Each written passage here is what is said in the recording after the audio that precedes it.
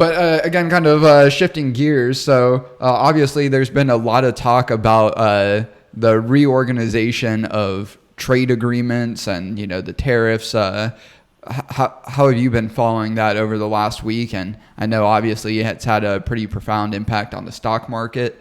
Again, this is April 11th, the morning of when we're recording this. So just to give an insight into, a day in the life of the stock market or a week in the life of the stock market, 2025, what's your outlook? And again, beyond the stock market, Yeah. Well, it's a roller coaster for sure. And a lot of people, the problem with the tariff situation is, from my perspective, and my opinion and my perspective, is that it's leaving American corporations with a big level of uncertainty to the point where CEOs and CFOs, they cannot give guidance to shareholders through their quarterly, reports, because corporations have to report quarterly, right? And they give guidance, and all the stock analysts and hence millions of people across this country who are investors with mutual funds or individual investors, they take that guidance and make decisions. And with these tariffs, the way it is right now, there's a big area of an unknown. There's a big variable unknown. So people can't give guidance because they don't know what the hell's happening, or what could happen. So that's one of the main reasons why, in my opinion, that's very important to say those three words, because this is all so opinion. You could have two brilliant economists from New York City working in the financial world, and they could have opposing views and back those views up with tons of facts and tons of data, etc. It still comes down to an opinion. Right. No one really knows what the stock market is. This massive, complex thing, right? That really is alive on its own. Right. So, and I was telling a friend the other day, when you click on the news or the financial news, and the report comes up and says, well, the Dow fell 200 points today based on a jobless report that came out, or a job report, job claim. That is that network's opinion. It took me a long time to realize that when I first started getting into investing. I would try to, so they're saying that it's based on the jobs report. Well, I need to research that. Well, yeah, it's partly based on the jobs report, but no one really knows. So my main point to you is that there are a lot of unknowns right now. The stock market does not like unknowns. It likes to have an idea of what's coming. That's why when there's political gridlock, it's actually good for the economy, or good for stocks and good for corporations, because there's not going to be any legislation that's actually going to get freaking passed. So it's business as usual. Right. So when you have a Democrat president and you have Republican-controlled House and Republican-controlled Senate, you're going to get, or vice versa. When one of the three, if you have one party in control of all three, then you have a much better chance of seeing legislation passed that's going to actually mean something that could really cause unrest. We're seeing that right now. A lot of it is presidential orders, though, executive orders. But sorry to be roundabout with my answer. Main thing I guess I'll say is that there's a lot of confusion and there's a lot of unknowns, and it's causing problems. And as far as the market falling, that's another subject in a way. But people are scared, and they're making rash decisions, and that's my understanding with investing, because I've been interested in it for quite some time now, since I was about 18 years old.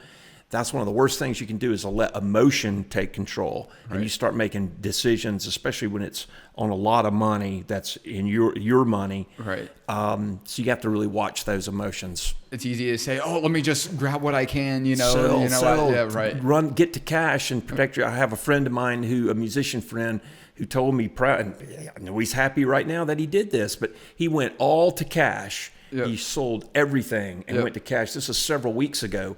And he's actually pretty good buying power right now. He has successfully timed the market. Right. But the you read any kind of investing literature, it'll tell you to stay away from timing, because it's so hard to predict this market, the stock market. And he's got it right for now, right? Yeah. Exactly. He's still got you can sell at a top and go to cash, and it can fall.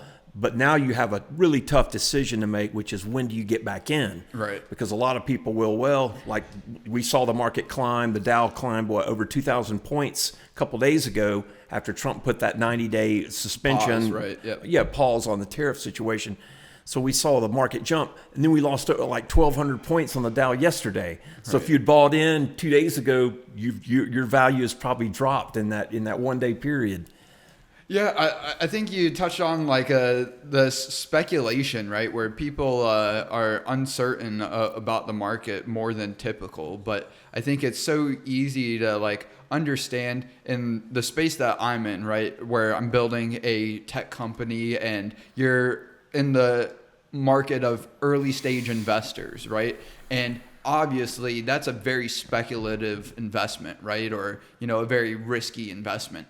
And it gets so easy to think about the stock market as something that's tried and true. You just sit and forget, so to speak, that, to your point, when we have a shakeup, politically speaking, it kind of shines a light on the stock market in a way that, reminds us, hey, this is all just speculation as well, right? As, tried and true as it has been, for most of its history, for decades on end. Again, just taking the sit and forget sort of approach, taking the long-term, approach, not trying to do the timing, especially with day trading, as has become popular really since like, I don't know, you could correct me if you know better, but the early 2000s, really when internet trading became available. Right. But one other impact that I've seen, specifically with the drone industry, that I took a note of as of February of this year, one of the most common drones that are bought for, the professionals that are individual drone operators and they want to go offer their services as an independent drone operator, right? As like an independent business owner. And then there's insurance companies, there's oil companies, there's law enforcement agencies, other government institutions that rely on these drones called the DJI Matrice 4. And the price and the DJI Matrice 4 Enterprise was about $4,500 in February. April 1st, $7,500. April 9th, $10,000. April 10th, $12,025. Safe to say, don't buy drones right now. Wait for the storm to settle. And that's from a tweet or I don't know what the X posts are called anymore. Maybe it's called just that, X post.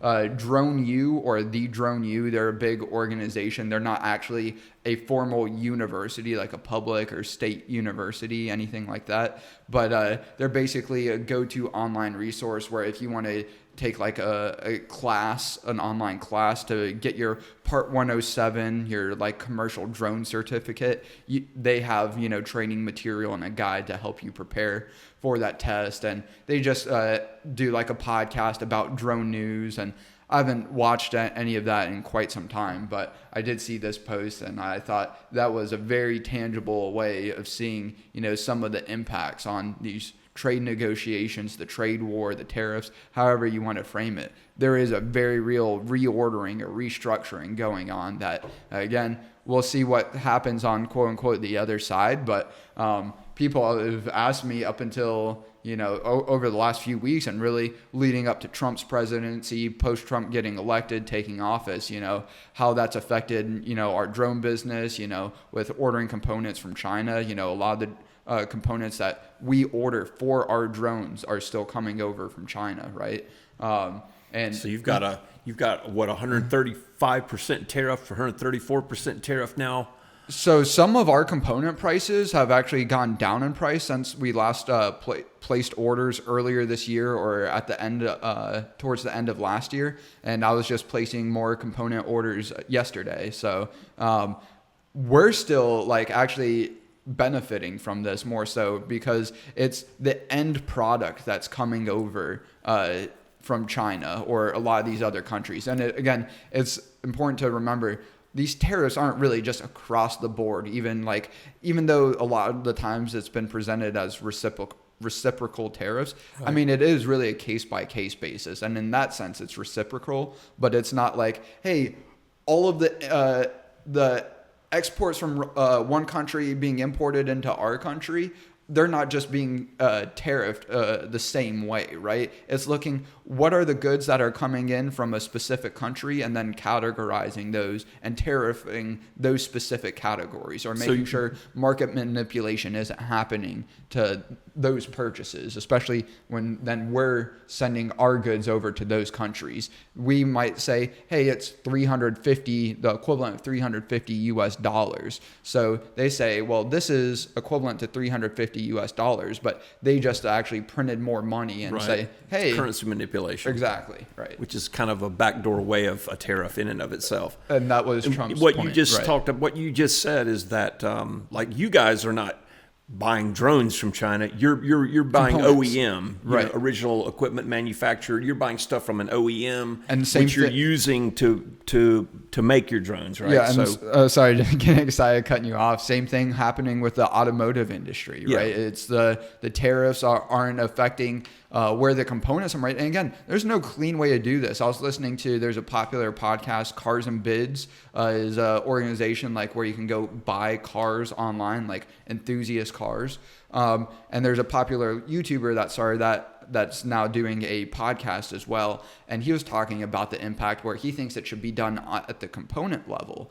But then you got to think about, there's components within components, right? So where do you draw that line if it's not the end product that you're drawing the line at, right? And so that's where we're not being affected, because there's, again, to protect the American consumer, any of like the Chinese websites where we buy a lot of our components from, like AliExpress is a notable one. There's a few others that they're almost kind of like the Chinese Amazon. We've bought everything from motors to like the connectors for our wires, the wires themselves, the radio modules that we use. Most recently, we just purchased from them. Because we try to buy from American suppliers, but when the American suppliers are out, we go basically essentially directly to the source, which are the Chinese storefronts online. And it's essentially like AliExpress is almost like the Chinese Amazon, but in the case of, Amazon, they don't have like the direct component suppliers that have like their official store on Amazon. So technically, you might be able to find some of those components on Amazon, but it's fairly rare in limited quantities, and then you're paying higher prices than just paying directly from China. Even because I'm pretty cognizant of looking for free shipping versus an item that may be cheaper elsewhere, but we make sure to factor in the cost of goods as they land in our office, right? And then build out our spreadsheet. And long story short, many components come from China that we buy. Motors, again, yeah. And just to recap, you're saying that even with all this, the tariff situation that's happened, you have not seen an increase in the pricing for your components that you're purchasing from China, OEM stuff that you're buying.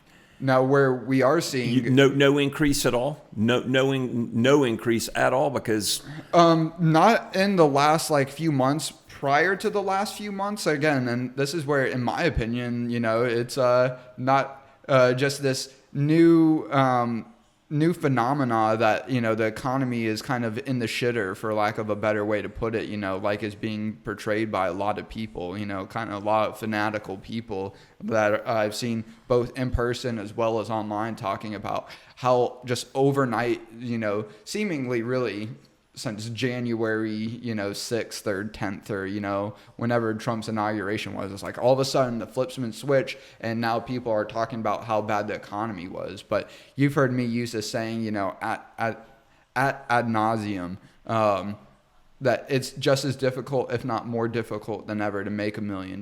But what's not so arguable is how little of a distance $1 million goes, right? Yeah, and it doesn't. That's not new as of January this year, right? That's been happening in some cases not so steadily over the last couple decades, and really last few decades, but I think very egregiously so over the last couple decades. And again, that really manifests in while, yeah, over those last few decades, we've been able to buy all these consumer goods at, a cheap price point, and China's not, they weren't jacking up the prices as they are now, when we're saying, hey, you know what? We're building your middle class at the expense of our own middle class, right? And when all of a sudden we're trying to rip off the Band-Aid, a lot of people are waking up to the fact, oh my God, yeah, we've had all these cheap goods, but most of those people are already in houses, already have transportation taken care of, and those prices have skyrocketed, and those have far outweighed the cost savings from the consumer goods that we've been able to enjoy. If you look at the cost of housing, cost of transportation, add up all of your other consumer goods that you use in your life, they don't even come close to the inflation as seen in housing and transportation. Interesting. But, that's an opinion, I guess, not bound in facts. That's an inside joke for everyone here. But, yeah, I don't know. Any other thoughts about that? Do you see it differently, or do you think there's more to the economy suddenly just kind of being portrayed by many to be not working for them? It really is. I don't mean to say this in a way that's a cheap scapegoat answer or whatever, or, run for the hills, but it's anyone's guess, man. Yeah. It's anyone's bet here. I mean, there's so much uncertainty. That's the main reason, in my opinion, why the market is doing what it's doing, and people are just scared, and they don't really know. When a corporation can't tell what the landscape looks like 6 months from now, a year from now, right, based on political decisions in Washington and how it could change. If a CEO makes a wrong decision, I mean, they're under enough pressure as it is just to manage and keep their company profitable. I mean, as a CEO of Drone or ViVU, yep, you got a lot of things to consider just to run it on a day-to-day basis. Well, if the laws are going to be changing, possibly, that could totally alter the landscape. You can make a decision that makes sound sense now, yep, but if a law comes in, or if the legislative branch passes something that could change the terrain, it could force you out of business or hurt your company, significantly. Nothing that you've done or a decision that you made the decision, but it's right, because of the laws changing. So there's just a lot of, it's not good for the market, what's going on right now. Having said that, I mean, I'm not saying that what's going on is necessarily a bad thing. I support, the President Trump's moves, some of the things he's doing. I feel it's time that serious change needs to happen. We just can't continue on with this debt situation, especially. Right. So. Yeah, and I think that change brings the uncertainty that you're talking about, right? And I think for me, it's long overdue, but that's coming from someone that, on a day-to-day basis embraces change or the unknown, as it is. And yeah, to your point about from the position of someone like leading a company, I mean, especially with where we're at, today, I mean, not just from a decision standpoint, if I'm not there to make a decision, like if I drop dead today, IBU dies tomorrow, Yeah. And so I think there's a lot of weight, even beyond the political sphere, for a lot of these CEOs or executives, founder types, that isn't really appreciated. We were having a conversation.